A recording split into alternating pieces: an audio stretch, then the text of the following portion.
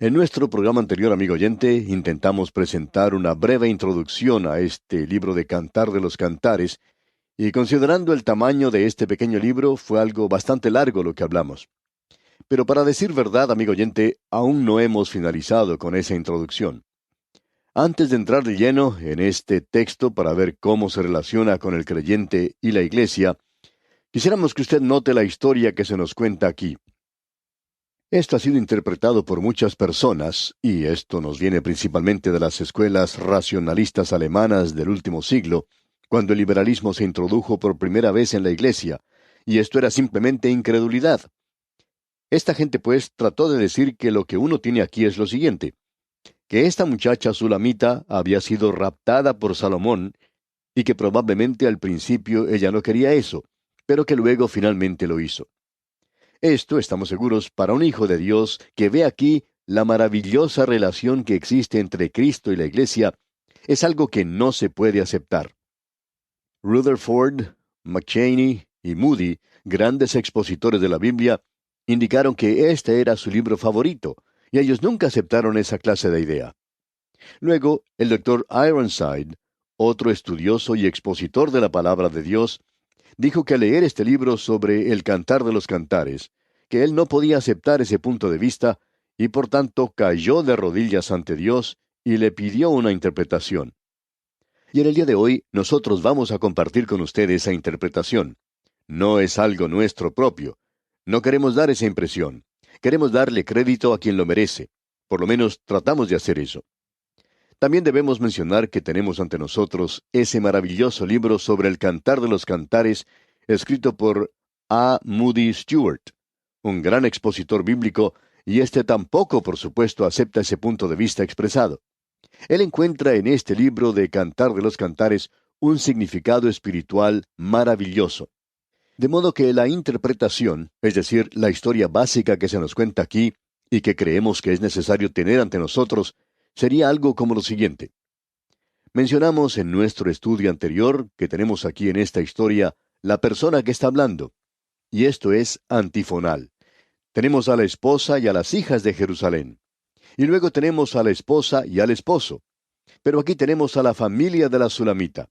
Y en esta familia tenemos a varias personas que es necesario destacar. Uno de ellos es el padre, y de paso debemos decir que él ha muerto. También tenemos a la madre. Luego hay dos hijas. También tenemos a dos hijos o más. La hija mayor que se menciona aquí era lo que podemos llamar una cenicienta. Y vamos a ver lo que ella dijo en el versículo 6 del capítulo primero. Y vamos a tratar de presentar esta historia de la mejor forma que podamos en el día de hoy. Luego, en el próximo estudio, Dios mediante, vamos a tratar de observar aquí la relación que existe hacia el creyente y la iglesia. Bien, ella dice de sí misma aquí, no reparéis en que soy morena. Ahora, ¿qué es lo que quiere decir con eso? Bueno, quiere decir que ella ha sido tostada por el sol. Porque el sol me miró. Los hijos de mi madre se airaron contra mí, me pusieron a guardar las viñas, y mi viña, que era mía, no guardé. Lo que ella está diciendo aquí es sencillamente lo siguiente. En esta hija mayor, uno puede apreciar lo que podemos decir es una cenicienta, y ella ha sido obligada a trabajar en la viña. Aparentemente esta familia vivía en la zona montañosa de Efraín y eran agricultores. Ellos no eran los dueños de la tierra en la cual trabajaban. En el capítulo 8, versículo 11, se nos dice lo siguiente. Salomón tuvo una viña en Baal Amón, la cual entregó a guardas, cada uno de los cuales debía traer 1,000 monedas de plata por su fruto. Bien, esta era una de las familias inquilinas en esta tierra. Y ese es uno de los lugares donde ocurre lo que aquí se nos menciona, y aquí tenemos la primera representación. Ella nos está diciendo que ha sido tostada por el sol. En aquel día, esto era una desgracia. Quería decir que ella era una muchacha que trabajaba, y las mujeres en la corte trataban de mantener su piel tan blanca como fuera posible. En los tiempos modernos, las jóvenes van a las playas y se pasan todo el día en el sol para lograr ser tostadas o bronceadas, como ellas dicen. Y esto no es para ellas ninguna desgracia, pero lo es si uno no logra conseguir ser bien tostado por el sol. Pero en aquellos días, esto era un poco diferente, como podemos apreciar. Así es que aquí tenemos a esta muchacha diciendo eso, haciendo esa declaración. Ella nos dice aquí, soy morena, yo he sido tostada por el sol y me han obligado a cuidar la viña. Pero luego ella dice, y mi viña, que era mía, no guardé. Ahora, ¿qué es lo que quiere decir con eso? Bueno, ella está hablando de sí misma y quiere decir que no ha podido ir al salón de belleza. No ha podido tener cuidado de su propia belleza. En realidad, ella era una joven muy hermosa, pero no había podido cuidarse a sí misma. Es una muchacha que ha tenido que trabajar a la intemperie, una muchacha que ha tenido que trabajar muy duro. Ella es el cuadro que tenemos aquí. Y sus hermanos le hicieron hacer no solo eso, sino que también la hicieron cuidar las ovejas. Ella nos dice eso en el capítulo 1, versículo 8. Escuche usted. Si tú no lo sabes, oh hermosa entre las mujeres, ve, sigue las huellas del rebaño, y apacienta tus cabritas junto a las cabañas de los pastores. En sus actividades diarias, ella se encontraba cerca de las rutas que seguían las caravanas por esa zona montañosa. Si usted ha tenido la oportunidad de visitar esa zona, se habrá dado cuenta de lo escarpada que es. Por ese lugar transita un ómnibus que lleva a los turistas hoy, y la mayoría de ellos pasan por ese lugar cuando van a visitar otra zona. De modo que esta muchacha ha estado trabajando en la viña. Esa zona es muy buena para las uvas, podemos afirmar. Y ella también tenía que cuidar las ovejas. Ya que ella se encontraba en ese lugar donde pasaban las caravanas, podía apreciar a estos que iban de Jerusalén a Damasco. Estas caravanas pasaban por esta zona. Ahora, en el capítulo 3, versículo 6, vemos la reacción de ella al observar lo que pasaba por ese lugar. Dice, ¿quién es esta que sube del desierto como columna de humo, sahumada de mirra y de incienso y de todo polvo aromático? Bueno, ¿quién era? Es una caravana de un mercader, y allí también se encuentran las hermosas mujeres que pertenecían a la corte. Ellas eran las que no se habían tostado por el sol. Ellas tenían sobre sí un dosel que las resguardaba del sol en ese largo viaje que ellas efectuaban en camellos o en elefantes. Esas hermosas jóvenes lucían joyas y hermosos vestidos, y esta muchacha las podía ver. Ella nunca había tenido nada así, y soñaba con cosas como esas. Ella podía apreciar el perfume de mirra y de incienso que tenían estas muchachas. Y vamos a ver, amigo oyente, qué cuadro más maravilloso es este del Señor Jesucristo en su nacimiento y en su muerte. Usted sabe que a Él le trajeron mirra cuando nació, y que cuando Él había muerto, también le trajeron mirra para ponerle en su cuerpo. Ah, amigo oyente, hay tanto aquí que es espiritual y tan maravilloso que hará que usted se acerque más a la persona de Cristo. Bien, aquí tenemos a esta muchacha, y un día, mientras ella está cuidando a las ovejas, se le aparece un pastor de muy buena figura, de muy buena presencia, y él se enamora de esta muchacha.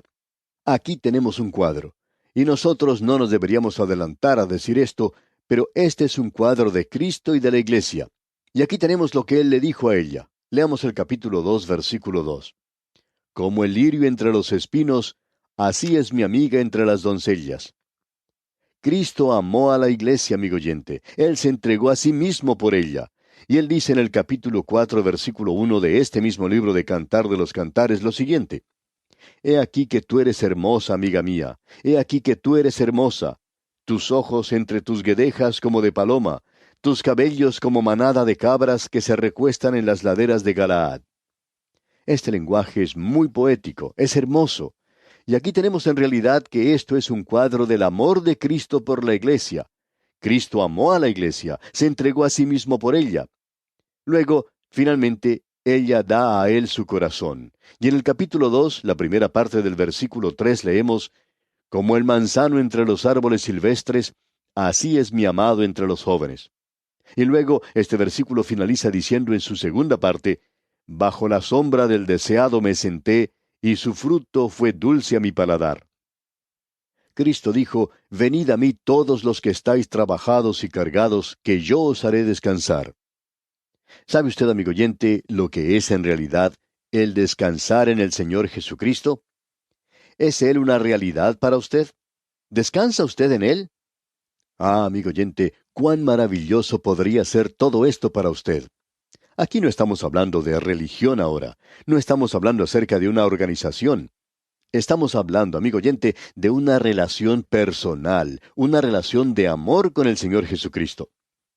Luego que ella le entrega su corazón, ambos quedan completamente enamorados. Y no hay nada como el amor matrimonial.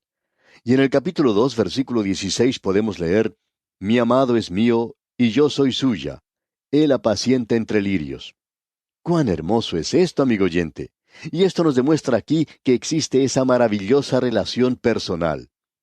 Luego vemos que él la llevó a comer en una oportunidad cuando aparentemente él viajaba por esa zona. Todo lo que ella sabía de él era que él era un pastor, pero era un pastor muy prominente. Eso es algo evidente. Leamos en el capítulo 2, versículo 4 lo que dice. Me llevó a la casa del banquete, y su bandera sobre mí fue amor. Así es que él la llevó a cenar. Bien, ese era un pastor muy peculiar. Él en realidad no tenía ningunas ovejas que ella pudiera ver. Las otras ovejas no eran de esa como podemos apreciar. Pero ella no podía ver a esas ovejas. Y ella le había preguntado algo en el primer capítulo de este libro, en el versículo 7, donde dice, Hazme saber, oh tú a quien ama mi alma, ¿dónde apacientas? ¿Dónde cesteas al mediodía? Pues, ¿por qué había de estar yo como errante junto a los rebaños de tus compañeros? O sea, ¿dónde están tus ovejas? Él es un pastor un poco extraño. Luego, un día él anunció que se iba a ir, y él dijo que iba a regresar. Él dijo, No se turbe vuestro corazón. ¿Creéis en Dios? Creed también en mí. En la casa de mi Padre muchas moradas hay. Si así no fuera, yo os lo hubiera dicho. Voy pues a preparar lugar para vosotros. Y si me fuera y os preparare lugar, vendré otra vez, y os tomaré a mí mismo, para que donde yo estoy, vosotros también estéis. Bien, ya pasó ese día, y ella esperaba, y finalmente su familia y sus amigos comenzaron a ponerla en ridículo. Ellos le decían, Tú eres una muchacha campesina, sencilla, que ha sido engatusada por él. Y observe usted lo que dice el apóstol Pedro allá en su segunda carta universal, capítulo 3, versículo 3. Dice él, sabiendo primero esto, que en los postreros días vendrán burladores andando según sus propias concupiscencias y diciendo, ¿dónde está la promesa de su advenimiento? Bueno, ella confiaba en él, ella le amaba, ella soñaba con él, digamos de paso. Y en el capítulo 3, versículo 1 de este libro de Cantar de los Cantares se nos menciona un sueño. Allí dice, Por las noches busqué en mi lecho al que ama mi alma. Lo busqué y no lo hallé. Permítanos ahora hacerle una pregunta, amigo oyente, que es muy personal. Es tan personal que quizá ni usted ni yo deberíamos responderla. Y es la siguiente. ¿Extraña usted en realidad a Cristo? ¿Desea usted estar con Él? Bien, sigamos adelante. Cierta noche, ella se encontraba inquieta sobre un sofá, y a la habitación entró el aroma de cierto perfume. Era la costumbre en aquellos días que el enamorado iba a visitar a su novia, y había una ventanilla en la puerta donde uno podía meter la mano para asir la manecilla del cerrojo, y el enamorado pondría mirra o incienso, algún perfume allí, y ella podría oler ese perfume. Y vemos el versículo 5 del capítulo 5 que dice, Yo me levanté para abrir a mi amado, y mis manos gotearon mirra, y mis dedos mirra que corría sobre la manecilla del cerrojo. Como usted puede apreciar, amigo oyente, ella sabía que él había estado allí. Ella se daba cuenta que él en realidad no la había olvidado. ¿Tiene usted, amigo oyente, la evidencia en su vida de la fragancia y el perfume de Cristo hoy? Ah, amigo oyente, no se deje satisfacer con algunos ardides que circulan en la actualidad y que parecen hacer de usted un supersanto. ¿Por qué no ir al punto céntrico del asunto? ¿Qué significa Cristo para usted ahora mismo? ¿Existe una fragancia de Cristo en su vida, amigo oyente? Ahora ella sabía que Él estaba cerca, y Él dijo, He aquí yo estoy con vosotros hasta el fin del mundo. Y el apóstol Pablo podía decir en la prisión, El Señor estuvo conmigo. El Señor Jesucristo dijo, No te dejaré ni te desampararé. Amigo oyente, la prueba verdadera ahora no es en realidad la fe, sino que es el servicio y el sacrificio y los dones. Usted recuerda lo que él le dijo a Simón Pedro. Jesús le dijo a Pedro, ¿me amas más que estos? Notemos ahora lo que dice el versículo 6 del capítulo 4. Hasta que apunte el día y huyan las sombras, me iré al monte de la mirra y al collado del incienso. Me voy a la pradera de la montaña. Voy a buscar esas ovejas que se han perdido. Voy a hacer algo por ellas. Amigo oyente, esto es algo muy importante. Y cierto día ella se encuentra trabajando en la viña. Y cuando está trabajando ocurre algo. Escuche usted lo que dice aquí el versículo 15 del capítulo 2 del Cantar de los Cantares. Cazadnos las zorras pequeñas que echan a perder las viñas, porque nuestras viñas están en cierne. Ella estaba arreglando las viñas para que las zorras no pudieran alcanzarlas. Ella tenía que levantar las plantas un poco. Si usted conoce algo de lo que ocurre en esa tierra, entonces usted sabe que esta gente hace crecer las uvas sobre la superficie misma de la tierra. Todo lo que hacen es poner una roca o una piedra debajo de la viña. No las levantan y las amarran en algún armazón como se hace en algunos otros países. Así es que ella las está levantando aquí un poco para que las zorras no puedan alcanzar las uvas. Y luego, más adelante leemos que por el camino se puede observar una columna de humo. Leamos el versículo 6 del capítulo 3. ¿Quién es esta que sube del desierto como columna de humo, sahumada de mirra y de incienso y de todo polvo aromático? Por todas partes se escucha la llamada, «He aquí, el rey Salomón se acerca». Pero ella está ocupada y no conoce al rey Salomón. Y alguien se acerca a la muchacha que está trabajando y le dice apresuradamente, «Oye, el rey Salomón te está llamando». A lo cual ella contesta, «¿Me está llamando a mí? Yo no conozco al rey Salomón. Yo nunca le he conocido a él. ¿Por qué me va a estar llamando?» Escuchemos lo que dicen los versículos 8 al 10 del capítulo 2. La voz de mi amado, he aquí él viene, saltando sobre los montes, brincando sobre los collados. Mi amado es semejante al corzo o al cervatillo. Helo aquí, está tras nuestra pared, mirando por las ventanas, atisbando por las celosías. Mi amado habló y me dijo, levántate, oh amiga mía, hermosa mía, y ven.